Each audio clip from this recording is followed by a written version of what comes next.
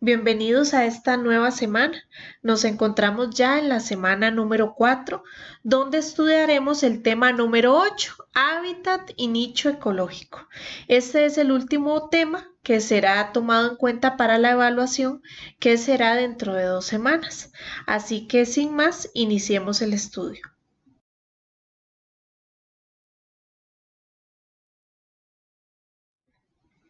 El tema número 8 se llama hábitat y nicho ecológico. La semana anterior hablamos un poco de estos temas, por lo tanto serán conocidos. Pero además, en esta semana conversaremos un poco también de la relación que hay entre ellos. Se sabe que el hábitat, o habíamos conversado que el hábitat es el lugar donde vive un organismo. Hablamos de la tierra, por ejemplo, una lombriz, del aire, si hablamos de un ave, del suelo, también podemos mencionar una hormiga, por ejemplo, una planta. Y el agua, si hablamos también de los peces, lo que son parte del ecosistema marino. El hábitat entonces, pues es ese espacio o área física en la que se desenvuelve una especie. Ahora veamos qué es el nicho. Hablamos de nicho ecológico cuando nos referimos al estado o el papel de un organismo en la comunidad o el ecosistema.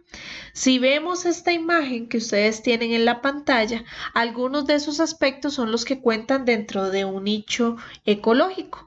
Hablamos de cómo vive el organismo, la especie, cómo se reproduce, si por ejemplo pone huevos.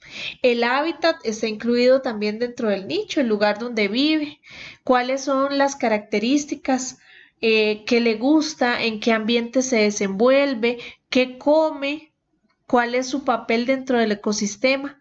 Todo lo que se refiere al organismo, a su convivencia, a su entorno, a su alimentación, a su comportamiento, se refiere a nicho ecológico. Cuando hablamos del hábitat y del nicho ecológico, pues también es importante mencionar los tipos de organismos que existen. Dentro de su antología, en la página 65 y 66, usted encuentra la descripción de los tipos de organismos de acuerdo a la función ecológica que realicen. Asimismo, en la pantalla usted tiene una imagen con la descripción gráfica de estos tipos de organismos. Los primeros, los que se encuentran en la base, son los productores. Nos referimos ahí a las plantas, a las bacterias, por ejemplo, también. Todos esos organismos que producen su propio alimento. Las plantas, por ejemplo, a partir de la fotosíntesis, producen su alimento. Las bacterias también obtienen su alimento, su energía a través de la descomposición de otros seres. Quienes consumen a estos productores, llámese plantas, para tener un ejemplo más concreto, se llaman los consumidores primarios. Observe que en la imagen tenemos un saltamontes que se alimenta de las plantas. Por lo tanto, al ser el primer organismo que se encuentra en línea a los productores, es el consumidor primario. Otro ejemplo que podemos dar de un consumidor primario es un conejo. Ahora, quien se come a este consumidor primario se va a llamar consumidor secundario. Entonces observe que aquí se menciona o se presenta una rana, como ella se come al saltamontes, pues esa rana pasa a ser un consumidor secundario. Si me devuelvo al ejemplo anterior en el que hablaba del conejo, quien se coma al conejo, por ejemplo, una serpiente, pasaría a ser un consumidor secundario. Ahora, quien se alimente de ese consumidor secundario pasaría a ser un consumidor terciario. Observe que yo le mencionaba una serpiente como consumidor secundario si hablaba del conejo como consumidor primario, pero vea que en este ejemplo de la imagen la serpiente viene a tomar el papel de un consumidor terciario. Todo va a depender del lugar donde yo lo coloque. Pueden haber otros consumidores en este caso el halcón que se alimente de la serpiente pasaría a ser un consumidor final o un consumidor cuaternario. Todo va a depender en el nivel que lo coloquemos. Ahora, una vez que algún organismo muere, pues están los descomponedores, que esos vendrían a ser como el último escalón de los tipos de organismos. Hablando de el primero, que serían los productores. Segundo, los consumidores, dentro de los que hay primario, secundario, terciario, cuaternario, etc. Y finalmente, los descomponedores, que ellos básicamente actúan haciendo ese papel que les da el nombre, descomponiendo los restos orgánicos muertos de otros organismos. Les decía que en esta semana íbamos a conversar un poco sobre la relación que existe entre el hábitat, el nicho ecológico y el nicho ecológico y la competencia. Pues sucede que pues el nicho ecológico se da o depende mucho del hábitat de la especie. Entonces, si hablamos de un pez, pues él está viviendo en el agua, ese es su hábitat, y de acuerdo a ese hábitat, así va a ser sus características. Por ejemplo, un pescado no se puede alimentar de un fruto de un árbol, porque un árbol no está dentro de un río, del mar, depende del ecosistema al que nos estemos refiriendo, sino que se va a alimentar de lo que se encuentra en ese hábitat. Entonces vean que la relación entre el hábitat y el nicho es muy estrecha y tiene mucho sentido. De acuerdo a donde viva, así va a ser el nicho. Si hablamos, por ejemplo, de la especie humana, es posible que las personas que viven cerca de las costas tengan ciertas características, mientras que los que vivimos más a la ciudad o más a la montaña tenemos otras características. Inclusive la forma de alimentarnos varía en ese aspecto. Por otra parte, ¿cuál es la relación entre el nicho ecológico y la competencia? Pues sucede, como vamos a ver en la próxima diapositiva, que entre los organismos existen competencia. Puede ser que dentro del nicho de dos especies diferentes hablemos de la alimentación y dos especies diferentes se alimentan del mismo producto, por ejemplo, de un fruto de un árbol. Entonces, ¿qué sucede si dos especies comparten esa misma alimentación? Pues va a surgir la competencia. Por lo tanto, es muy importante que nosotros tengamos bien claro que puede existir la competencia cuando la relacionamos con un nicho ecológico. Es posible que usted encuentre un estudio de caso dentro de la prueba que va a hacer dentro de 2 semanas, donde usted deberá realizar esa relación entre nicho ecológico y competencia. Por eso es que es muy importante que les quede bien claro, que ustedes sepan analizar por qué es que hay una relación entre el nicho y la competencia. Pues como les decía, podría ser inclusive hasta de espacio. Hablamos de un jardín. Ok, entonces el nicho ecológico, recuerden que incluía también el hábitat. Entonces, en una esquina de mi jardín tengo 2 plantas y ellas están compitiendo por ese espacio que les di en el jardín, pero existe una competencia. Están compitiendo por el espacio, por los nutrientes del suelo, por cómo hacer que les llegue la luz más directo. Entonces, todo eso puede producir la competencia. Como les decía en la diapositiva anterior, pues existe una gran relación entre el nicho ecológico y competencia, y es aquí donde surge el principio de la exclusión competitiva. Si vemos la imagen, observen en el primer cuadrito una especie que digamos es más pequeña, ¿verdad? O sea, si ven el tamaño, lo comparan, los amarillos están forrajeando en todo el árbol. En el cuadrito 2 llega una especie más grande, que es la roja, a competir por esos recursos.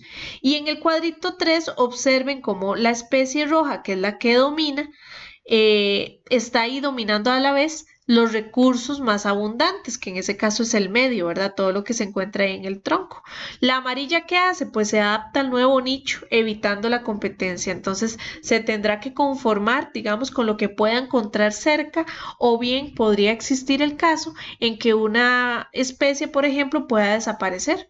Entonces, pueden haber diferentes contextos. Lo importante es que ustedes estén claros con el principio de exclusión competitiva, que textualmente en la página 67 de su antología dice: si se obliga a dos especies con el mismo nicho ecológico a competir por recursos limitados, resulta inevitable que supere competitivamente a la otra y la especie que esté menos adaptada a las condiciones morirá. O en este caso, como les decía, podría adaptarse, como el ejemplo de la imagen en el caso de la especie de color amarillo.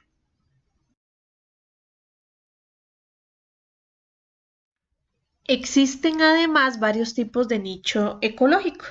Encontramos el potencial o fundamental, que básicamente es el conjunto de condiciones en las que una población puede vivir. ¿Qué hablamos ahí? Pues el que satisface todas las necesidades de una especie. Hablamos del espacio, de los alimentos, del clima. Ese es el nicho ecológico potencial. El otro tipo de nicho es el efectivo real, que es el conjunto de condiciones en las que un organismo puede vivir en presencia de otros organismos. Entonces, ese nicho es el que es ocupado por una especie en condiciones absolutamente naturales.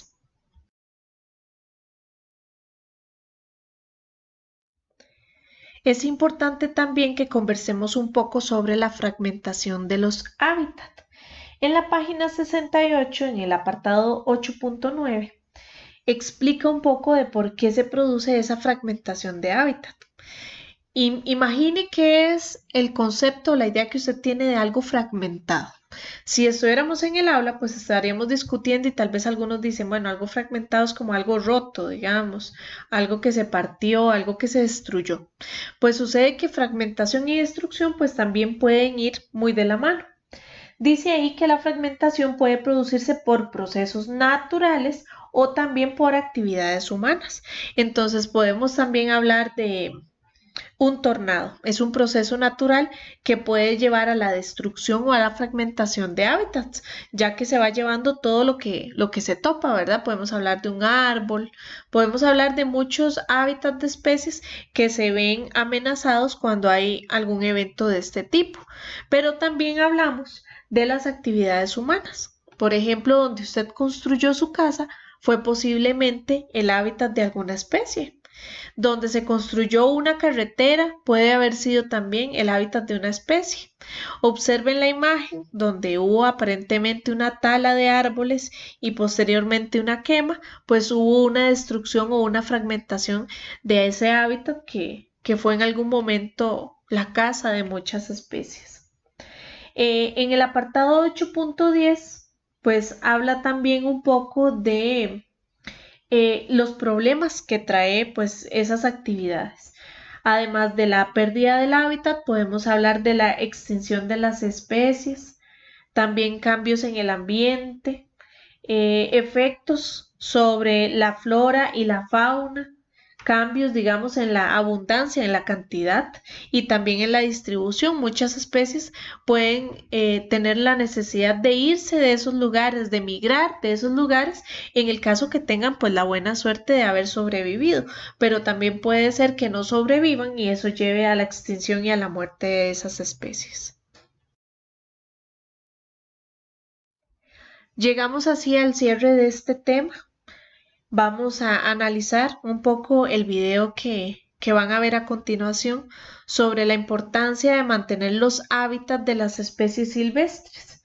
Cuando un animal, una planta o cualquier otro organismo se extingue, se muere, pues ellos son irreemplazables. Todos tienen un aporte importante dentro de este gran sistema que es el ecosistema. Así que los invito a prestar atención a este video.